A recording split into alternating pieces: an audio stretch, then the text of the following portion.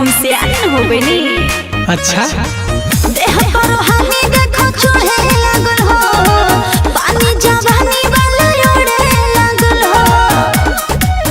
खाला बड़े बड़े चीज खखोरी हो। अरे तले है सुन, सब ढोढ़ी खाली ढोढ़ी हा, तहार ढोढ़ी दूध के कटोरी हा। सब ढोढ़ी खाली ढोढ़ी हा, तहार ढोढ़ी दूध के कटोरी हा। तो आओ पी लो।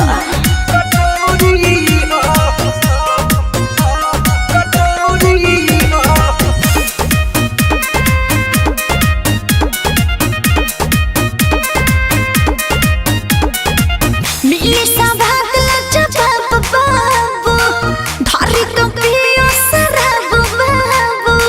अरे नासा में हो जा।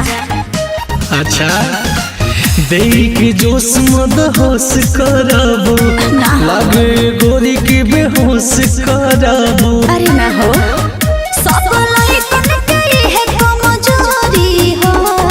बुझला। सब ढोढ़ी खाली ढोढ़ी हा, तहार ढोढ़ी दूध के कटोरी हा।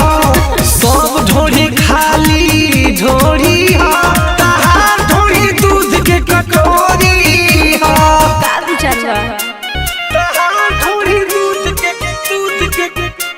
तहार ढोढ़ी दूध के